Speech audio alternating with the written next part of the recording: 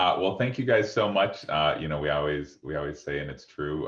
Thank you for joining us. I know we're coming from multiple time zones, multiple continents, reflecting the global nature of Star Wars. But thank you guys for taking times out of your days and your evenings. And we want to, have as much time to talk Star Wars. So we are going to dive right in.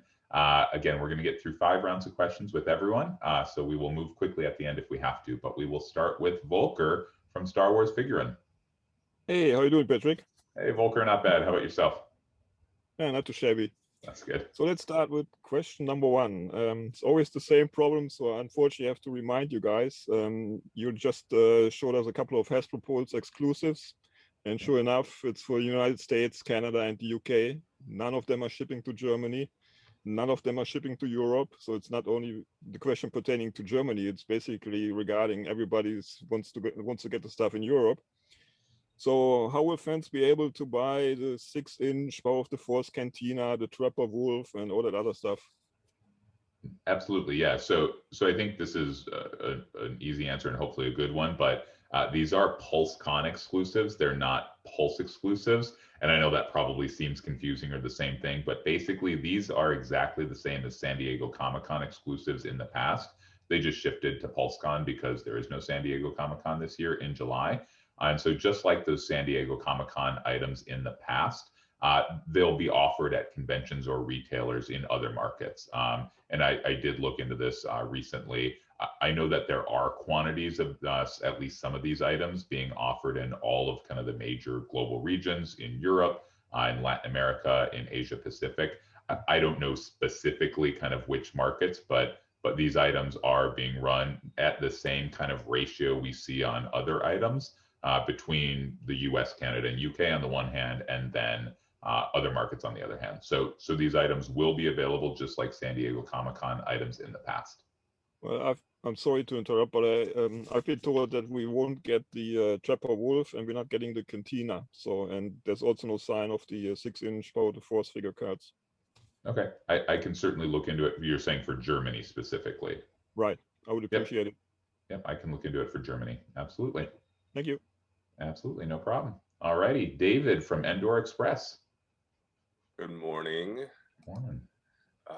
My question, I guess, my first one here is with the Emperor's Throne Room reveal, we just have the backdrop and the throne. Are there going to be more sections of this diorama to complete in the future?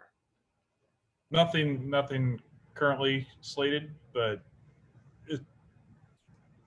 if you guys like it enough, and are excited for that sort of thing, is there a specific area? I'm guessing like the little tulip stands and stuff are things you guys would be interested in. But...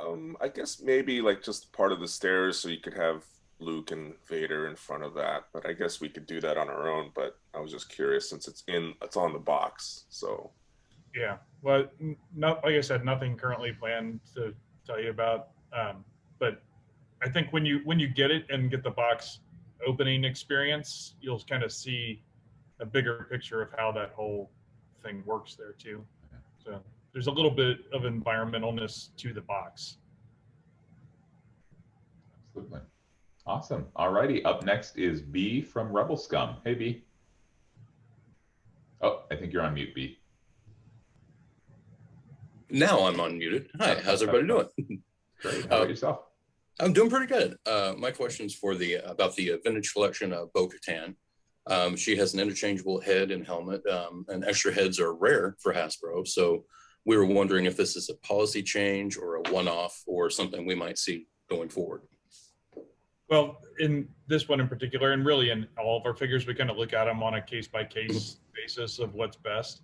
And in this one, because her hair is big enough without the helmet on, in vintage scale, to do a helmet that would go over that, it would have had to have been a massive helmet. I mean, we looked at it and did some kind of early explorations on that, and it didn't do the figure justice to do it that way. So giving the removable helmet and swappable head version, like, just made for a better look for the figure in general. So thank you. Yeah, absolutely. All righty, Victoria from Victoria's Cantina. How's it going, Victoria? And how are you guys doing? Thank you for doing this once again. Absolutely. Really Thank you. appreciate seeing you guys. So you recently revealed a new Princess Leia for the Black Series archive line. The press images appear to show the figure with the original head sculpt that appeared in 2016 instead of the vastly improved head sculpt that appeared in 2017 in the 40th anniversary Black Series line. So can you please confirm which head sculpt the archive figure will utilize? It should be that original head. Our approach, kind of generally speaking, with archive is to take those figures that were first offered and maybe not available to all fans or in more limited quantities, just harder to get, and bring those back as close to original as possible, but with, in archive's case, updates like the photoreal deco to the face, but still trying to bring the same form to fans. Okay, so it has the 2016 head sculpt, it sounds like. Yeah. Okay, thank you. All righty. Up next is Julian. I believe that's how you pronounce it, from Fulguro Pop. Yeah. Hi, guys. My question is regarding the Rogue One movie line. You're doing more spin-off action figures. Can we expect more solo movie figs like an adult Kira or a Pike Henchman or maybe a Darth Maul? Well, with the Rogue One series, that was really about a complete the crew sort of thing, like to fill in that last couple characters. But with so much content coming and existing, we're always looking for ways to do kind of tighter little groups within things and complete sets.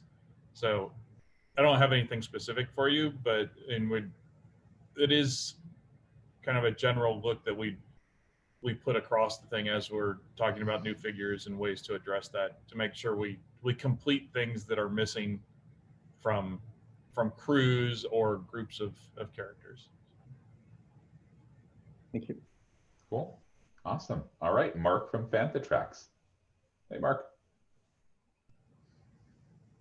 Oh, I think you're on mute too, Mark. Oh, yeah. Classic. Yeah, I'm very well, thank you. How are you? You all right? Great. Yeah, thanks for asking. Good. I think you may have already kind of answered this, but I'm going to ask it again because Mr. Booker wanted to know, and we always have to keep Matt happy. The exclusives that have just been announced last week, he asks, were they only available from Hasbro Pulse UK? You've kind of answered not. So he wants to know, will specialist retailers in the UK also be able to get that stock? Yeah, so I think the distinction here is that, again, these are PulseCon exclusives, just like with SDCC. They're offered in markets where Pulse isn't. But just like in the past, 3 years ago, 4 years ago, an SDCC exclusive in the US was offered solely through Pulse. It was then offered in other markets because Pulse wasn't in those markets. Since Pulse is now active in the UK, it will be available only through Pulse in the UK, which it's a great thing to have Pulse there. And so we'll have all of those Pulse items there, and kind of solves that out for the future. Excellent. Thank you. Absolutely. No problem. All right, Christian, bring our first round to a close. What do you have for us? Well, thanks for getting me in, Patrick, after some communication problems. My first question is about the Hasbro PulseCon exclusive Cantina Showdown set, specifically about Ponda Baba. Is that a figure that's going to be coming with an extra arm, or can the arm be detached from the character or the figure? The arm's not detachable on him. We used a ceremonial Luke torso for that, which obviously Luke's ceremony doesn't have an incident on stage there, so Which is good. Yeah. Gotcha. Great. All righty, Volker, back to you. Round two. Back to Hasbro Pulse. Yeah. So now you got Hasbro Pulse in US, Canada, and UK. So when you announced the Razor Crest, UK was not available then, Yeah. but it is now. So we do have some problems with Zavi. If you look at their feedback ratings and everything and their customer service, they don't seem to well get things handled. So Europeans mostly ordered, I guess, through Zavi. Some did the US.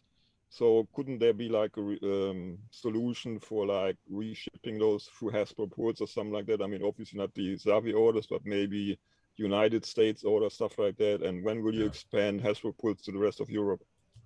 Yeah. So obviously HasLab has evolved a lot over the past 3 years, and certainly, you know, Xavi was a great solution compared to what we had for the barge. And so we're excited to kind of keep improving. In terms of Pulse, you know, again, we're excited that Pulse is in the UK. It's great for fans. We're excited about it. We are working to expand to additional markets in the EU and globally. So nothing to announce today, but it is something we're working to do. Is it in the near future? I can't say anything about that, unfortunately. Can't break that news today. But okay, I tried. yeah, no, absolutely. But it is obviously a different answer than if it just wasn't something we were focused on. And I will say, it's our goal. You know, ideally we would want to be kind of everywhere. You know, as we've said from the beginning with the barge, there's just a lot of complexities that just take time to work through. Okay. Thank you. Awesome. No problem. David, back to you. All right. Since someone brought up Rogue One, I will jump to that question first. Absolutely. First of all, thank you guys for giving us the whole set. I think the first time you guys did this, I was begging for the finish line of everyone in that team. But my question is, kind of now that it is announced, what takes so long in getting the last figure out for like, you know, a character? Because it's been over 10 years now, I think. So, and I know the answer is that there's too many characters, but I was just curious kind of like how something like that slips through the cracks with you guys, or maybe it's not. Maybe it's if you could just kind of help us walk through your lives a little bit. Absolutely. I think it's been 5 years, not 10. I think Rogue One came out in 2016. Oh, sorry. No problem. But still, like 10 years. Yeah, it's a long time. Absolutely. I think this one is specifically because if you just look kind of where Rogue One fell in the calendar, it was obviously 2016. And then, you know, in those movie years, you know, the last 5 years, we would basically focus on that movie for a year until the next one came out. Well, if you look at the spring of 2017, that's when we launched our 40th anniversary expressions with the celebration of A New Hope, and we focused some new figures on that. So Rogue One, you know, didn't get quite the focus that the other movies did because there was that celebration to have instead. And so basically, that's why we weren't able to complete the crew then. We didn't have the depth in Rogue One that we had in other movies, and it's because of that celebration. So, but we were excited here in 2021 to have the opportunity to finally complete that crew. Thank you. Absolutely, no problem. B, back to you. All right, my question is about the Black Series figures from the Target exclusive Clone Wars line we just got. Are we likely to see those reappear in the main line in regular packaging, or are they exclusive just to that expression? At the moment, they're exclusive. It doesn't mean there won't be a version of them in the future, but I don't have an answer for you. All right. But yeah. Oh, thank you. The future is a gray space. So. Absolutely. All right, Victoria, you are up. All right, so the recent Lucasfilm 50th anniversary, the Vintage Collection pre-order process at Walmart, the Way with Endor Leia, Pabloo, and ATST driver seemed to go over very, very smoothly. Walmart didn't have any restrictions. You could order as many as you wanted. It went really, really smooth, so we're really happy about that. But unfortunately, it kind of ended there because the way that they've been shipping a lot of the figures, particularly Endor Leia, has been very disastrous in some cases.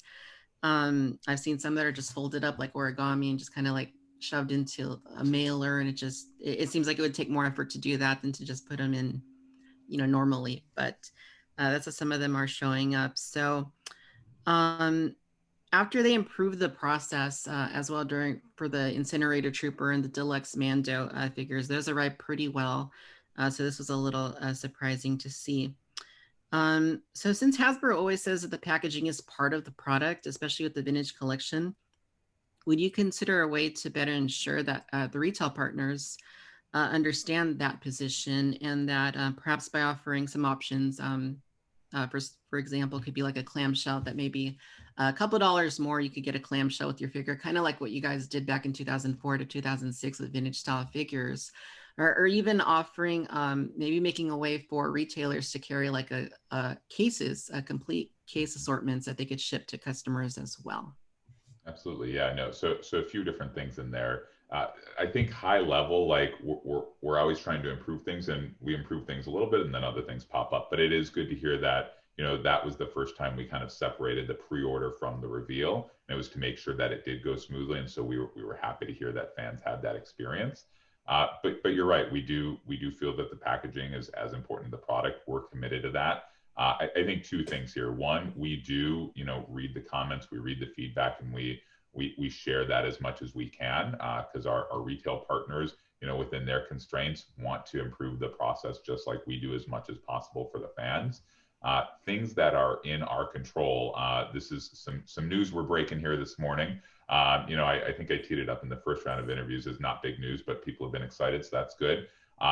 In terms of what we can do as Hasbro, starting with items later this year, early 22, sometime in that time frame, we are moving to thicker cardstock on vintage and retro items. So yeah, exactly. We're excited about it. It's something that's kind of in our power to do. Again, you know, the process takes a while, and so it's not going to happen next month. It will be, you know, in the next several months, later this year or early 2022. But it's not something that's free to Hasbro. But again, it's important to us to do what we can to help make sure that those items get to the collectors in the condition that they should be. So that's one thing we're looking at. Again, in terms of case packs, that's something that, you know, we can suggest, but ultimately it's at the discretion of the retailers. Clamshell isn't something we're looking at right now, but again, open to suggestions, and we'll think about things for the future. Okay, thanks, Patrick. Absolutely, no problem. All righty, Julian, you're up. Yeah. Can we expect more POTF2 inspired sets or figures in the future? Well, the ones we did were kind of limited as part of the 50th celebration. So there are no plans to do any more. Right, thank you. Got it. Absolutely. All righty, Mark, back to you. To me, the Trapper Wolf figure, what was the thought process behind that being a deluxe figure rather than a standard one? Does he have his season 1 helmet and his season 2 helmet in there in the pack, and any potential for a Carson Teva 2-pack at some point, because that would be awesome? It would be cool. Well, just the thought behind him was really just celebrating that character. I mean, I think us, like you guys, probably, like, as soon as we saw Dave in costume, that was an amazing moment and super fun. But with this figure, it's about celebrating that character. The second helmet, there's no plans to do that second helmet version. I mean, I think the helmet that's in there is the definitive Trapper Wolf helmet. I mean, it's got the logos and stuff on it. So I think that is that one. For Carson, I think that would be ridiculously fun to have that figure as well. Nothing to tell you, like no plans for that, but I think it's a reasonable ask. So I would say keep asking, and the more asks we see, the more likely it shows up. So brilliant. Thank you. Cheers. Awesome. All righty. Chris Bortz, bring round 2 to a close. Yeah, so I wanted to ask about the Cantina Showdown pack, the Hasbro PulseCon exclusive, and specifically about the environment pieces that are included. And so I was hoping that you could maybe talk a little bit about how many pieces do we need to purchase in order to make the full Cantina? Does the distillery in the middle plug together if you purchase multiple, or maybe you could just expand a little on that and give us. It's a good question. 2 of those sets will make a full racetrack bar area.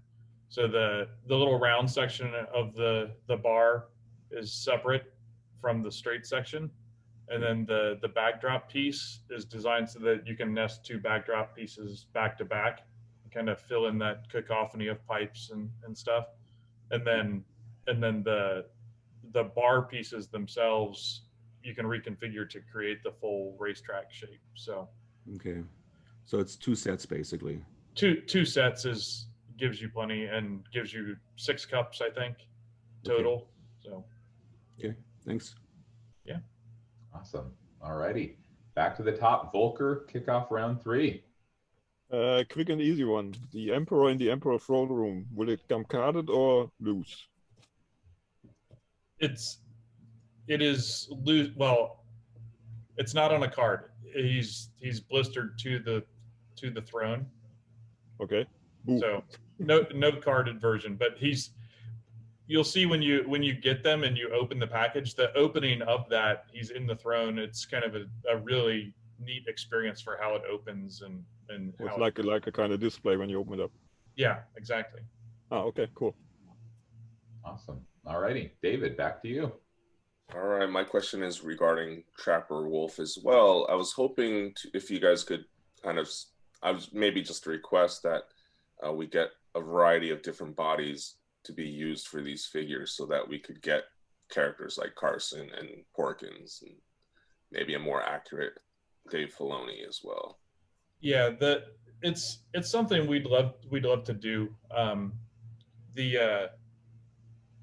I'll let you have the conversation with Dave about his body shape, but no, I think that figure looks great. I think that it's perfect for Dave. But the others, it becomes a matter of, well, we're probably not going to tool up an entire dedicated body for a Porkins figure.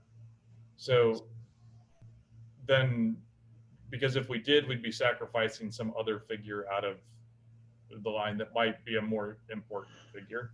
And I think it's balances like that where, yeah, in an ideal world, we'd have every morphology of human in every outfit, but it's not realistic to do that at the sacrifice of something that might be a more meaningful new figure. Absolutely. Great. All righty. B, back to you. All right. It was recently announced that there would be additional quantities of the Vintage Collection Bad Batch 4-pack and made available in early 2022. Is this a special circumstance, or can we hope for popular exclusives to get a second run to meet heavy demand? Yeah, no, absolutely. I think we're seeing more and more of this. I know that, our fan channel does a lot of reruns. I think other retailers I think there have been some recent announcements, are doing this as well.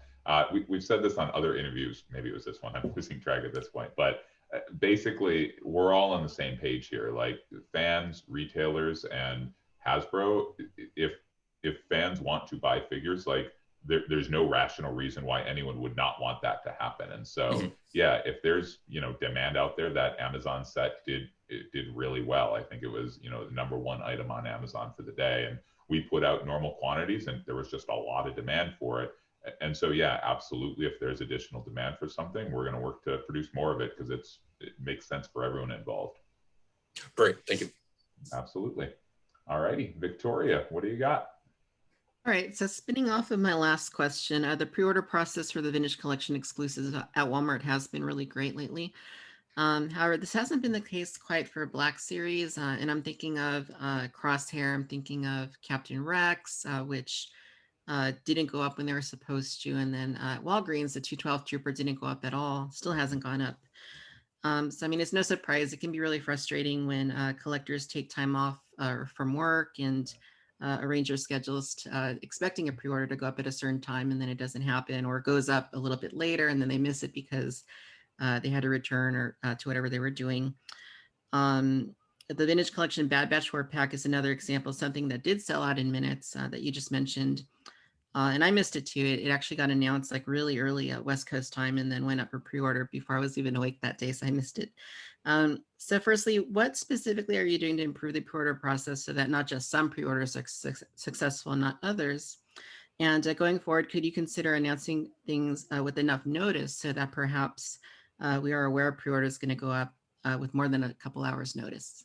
Yeah, no, absolutely. I'll try to address all those points in reverse order because the last one's freshest in my mind. Yeah, moving forward, we will always try to give notice that pre-orders are coming. That was a miss on our part with the Amazon item. We've been doing that more with live streams, moving to pre-orders happening 24 hours after the reveal, so that, you know, they're not right after and fans have a little time to kind of digest the news and then plan to get in on the pre-order. We've done this with more retail exclusives. Obviously, I think I mentioned previously the first wave of the original 96, the vintage original 96, revealed in January, went for pre-order in March. You mentioned those as well.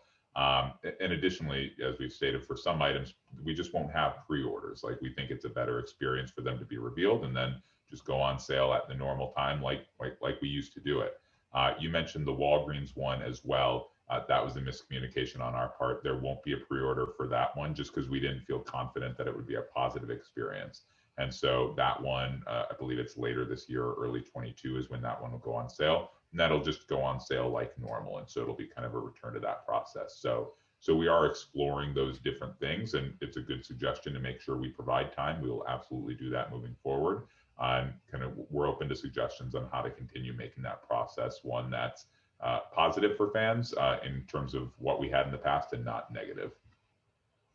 Okay, thank you. Absolutely. All righty, Julian, back to you. I have a question regarding the Mandalorian, the season 2 Mayfield figure you have announced in June. Will it have a removable helmet or maybe an extra head for wearing an helmet? That Mayfield figure is a removable helmet, I believe. Right. That's easier to do in Black Series, just generally speaking. I think we talked about it earlier with the vintage collection figures being so much smaller and having to deal with material limitations in a smaller scale. But with Black Series, we're more able to do those sort of things. Plus, he has no hair, right? Yeah, that helps. Yeah, some of us are blessed that way. Awesome. All righty, Mark, what have you got? Okie dokie. Where are we? Question 3. Yes, you're making more vintage collection sets. Carbon Fusion Chamber, Tantive Corridor, now the Emperor's Throne Room. Are these sets now a permanent factor in your future plans? And can we hope to then, if it is, see prequel, sequel, Star Wars story, TV show based sets in the future? Yeah, I think we love the play sets. We think they do a great job of world building and kind of just hitting on a bunch of different aspects in addition to vehicles in the vintage collection line. They're both important. Yeah, I forget now how many years we've been doing these. I think we started in 19 with that Jabba's adventure set, and now I think we're on our 4th or 5th one. But yeah, they're definitely planned in the line moving forward. They're not going anywhere, just like vintage figures, both planned out into the future.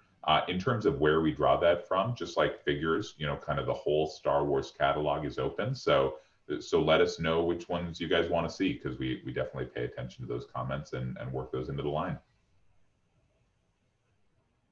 Absolutely. All righty, Chris, bring round 3 to a close. The vintage collection Republic Trooper that won the fan vote that's going to come out next year. You had mentioned that the card is going to be brought up to code. What I'm unclear though is that, does that also mean that the logo is going to change from the Expanded Universe logo to the Star Wars logo, or is the logo just going to be exactly the way it was before? Because currently we don't have the Expanded Universe logo in the vintage collection. The honest answer is we're still working through that. The exact specifics of it. Okay. We like to reference our history as much as we can and stuff. So I don't have a good answer for you on it, but it will be updated. Just specifics I don't have. Okay. Thanks. Absolutely. All righty. We've got 2 rounds left. We'll make sure that we move through quickly so that we make sure to get to both of those rounds. So Volker, back to you for round 4. I'm skipping 4 because it was already answered, so I'm thinking about something else right now. Yeah. Skipping to 5. So Hasbro actually said that you guys were surprised how well the Bad Batch did on Amazon. 4 clones on a vintage collection card. I don't know. So here's like maybe a suggestion how to handle this in the future. Is there like is it possible, for example, if you have like items showing up like in 6, 7, 8, 9 months, that you keep these orders open so people don't have to complain about they couldn't get the stuff, and maybe just add up what people are ordering? Yeah, no, absolutely. Again, you know, this item, I don't remember saying if we were surprised or whatnot, but it did really great. It hit #1 on Amazon, on all of Amazon, not just toy. We put out normal quantities of this, and so it just performed really well, you know, relative to kind of other items, which was great to see. And is, you know, just again, is proving out the strength of the vintage line. In terms of kind of fans having to wait, they'll need to wait to order it, but the original pre-order was announced, and we're still tracking this, to be fulfilled at the end of 2021. The rerun will be available in early 2022. So in terms of actually getting the item, fans won't have to wait, you know, that much longer, a few weeks or a couple months, something like that. In terms of trying to keep pre-orders open, there are just some complexities involved with that. It's something that we're exploring, something that we could do, and I know that some retailers are able to do this. You know, as we've said, we're working where possible to improve the experience, just kind of within the constraints of different systems. Okay, thank you. Absolutely. David, back to you. Right. For the Power of the Force 2 homage Cantina set, you mentioned that we need 2 sets to complete the Cantina. So I was wondering if you already have another set for us to collect down the line already in mind, or are fans going to have to just buy 2 of these now, or they'll never get a finished Cantina bar in a long time? We don't have any plans for it as a Cantina piece offering sort of thing. The safe way is to buy 2 of them now if you want that full set. It's not that it could never happen. It's just that there aren't plans for it at the moment. Absolutely. And we like these modular sets because they give fans the flexibility. If they want the full bar, they can buy 2. If they want just a portion of it, they can do that. And so we kind of leave the choice up to you guys. Great. You can certainly buy more than 2 and do even more stuff with it. Absolutely. I don't want to limit you to 2. Make one for every movie that it shows up. There you go. Exactly. Yeah, exactly. You need a big clover leaf of Cantina bar. Yep. All righty. B, you're up. Thank you. This is, I think, basically been addressed at this point, but are Pulse-Con items like Trapper Wolf, or specifically the individual bar pieces, ever likely to be available individually later down the road outside of a con? It's not something we rule out, but we like to have some level of exclusivity to those offerings. I mean, and sometimes that's a different set of hands. Sometimes that's the physical bar pieces. I mean, but there are ways to deal with that in different scenarios. But those 2 you specifically mentioned, yeah. Cool. All righty, Victoria. So you announced the Navarro Cantina for the pipeline, and we're really excited to see this playset format continue. It's really neat stuff. And while that's exciting, we don't have nearly as many figures as we would possibly need to populate it in the way we do, for example, the Mos Eisley Cantina. So by the time the Navarro Cantina comes out, will we have more bounty hunters and aliens from the Mandalorian to put into our Navarro Cantinas? Well, our hope is that ultimately you have all those characters. Immediate plans, I don't have anything for you specifically, but I will say our intent with the Navarro Cantina is that our focus there was the kind of those final episode scenes where it's more about Moff Gideon and his troopers, and then kind of our core cast, and obviously the Death Trooper is part of that offering. But that was more of our focus for that playset, is a way to build out that final scene with those core characters. But yeah, I mean, like you, we want to have every character we can eventually to build out all those scenes. It's just a matter of time and priorities where they fit with the line. So great, thanks, Chris. Yeah, and that's a bit of news. We're experimenting with different things. Obviously, we've experimented with pipeline reveals. that was the first time we had Pipeline revealed something that was not a figure. There's honestly just not a lot of great images of the Cantina in those final episodes, but yeah, that is the focus, is that showdown. And so we're excited for the product reveal of that item to bring that to life whenever that happens. Okay, cool. Absolutely. Julian, you're up. Yeah.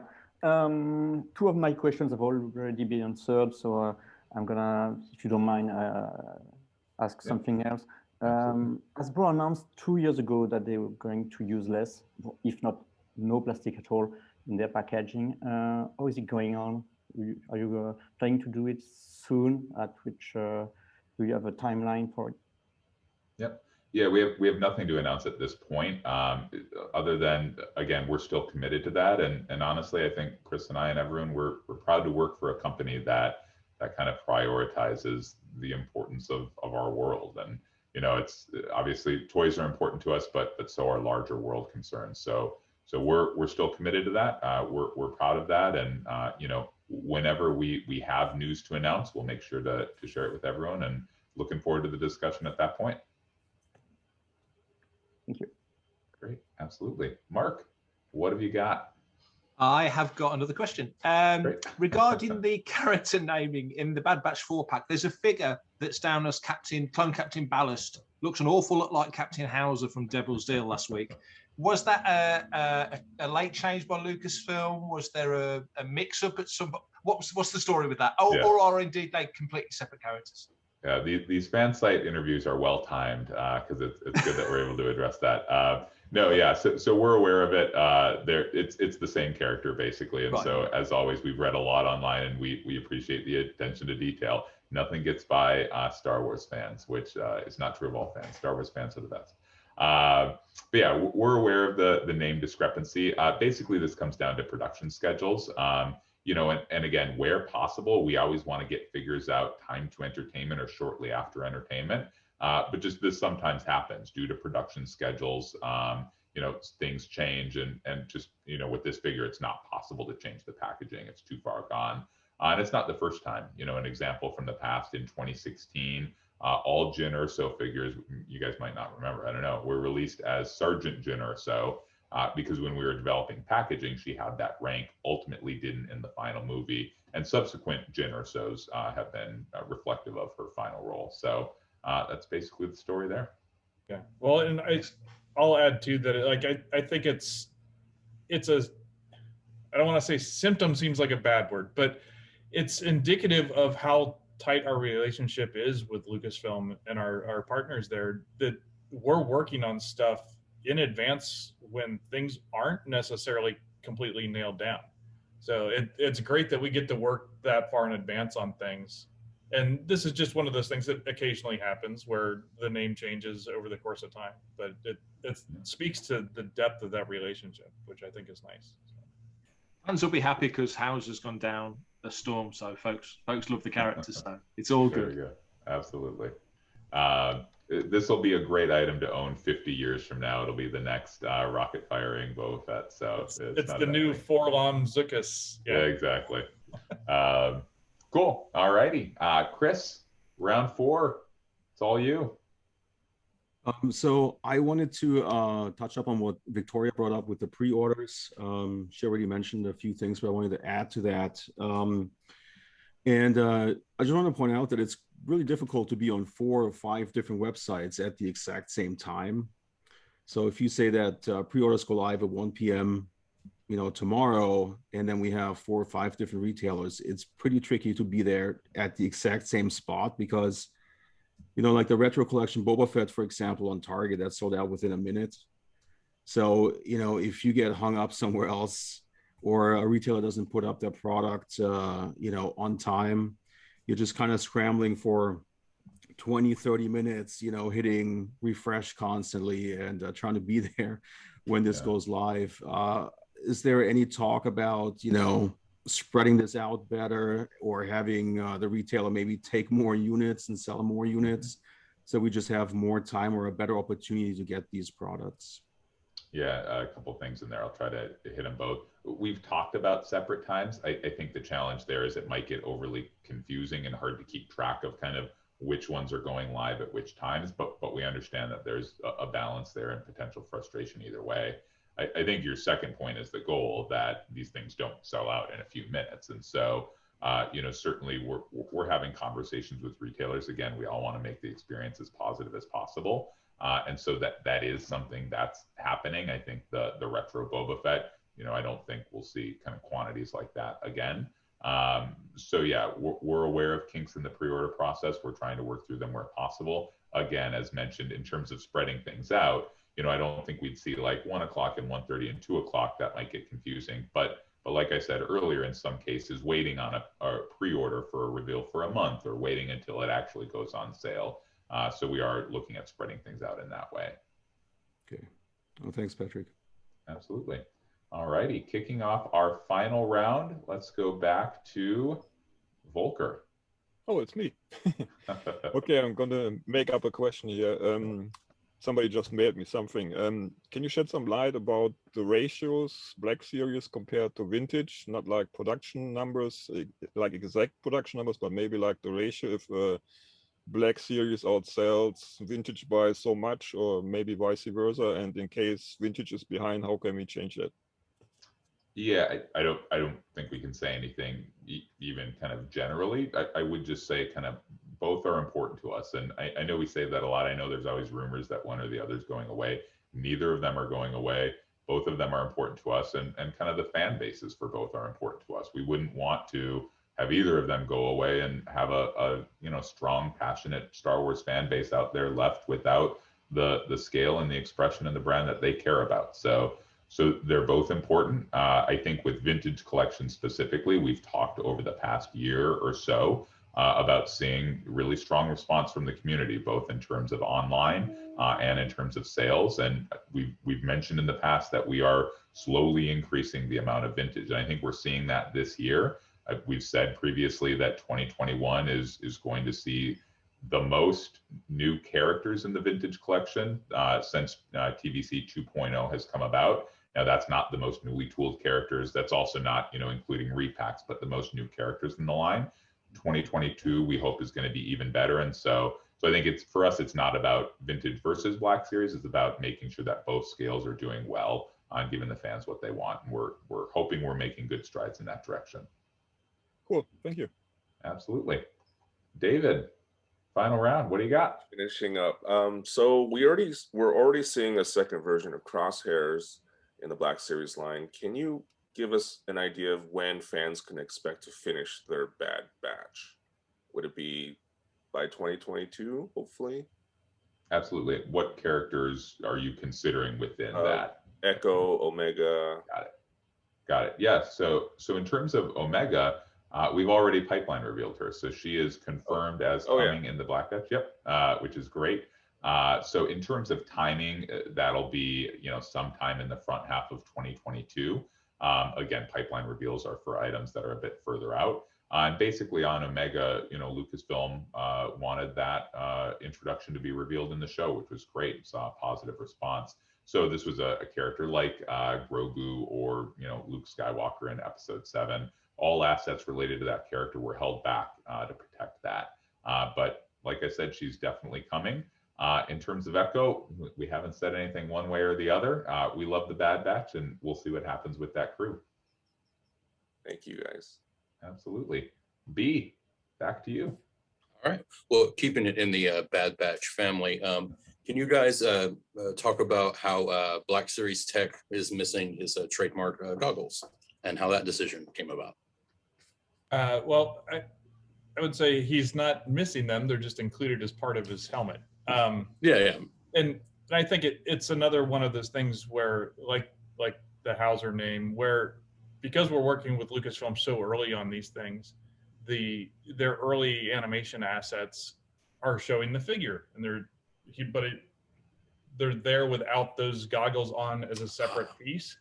So that's how we developed. That's the data we had at the time. And then as the show comes out, we see that those goggles are separate from the helmet. And it was just something that happened where timing with assets in our development cycle to get that figure out close to the time of the show didn't allow that to happen. but if down the road we ever do another version of that character, I would expect that we would do that and add those in, because yeah, it's a distinctive part of him, but it's just part of that early working relationship and these things kind of coming together at different stages and having to be so far out in advance on the product to meet timing. That makes total sense. Thanks for letting us know how that works. Yeah.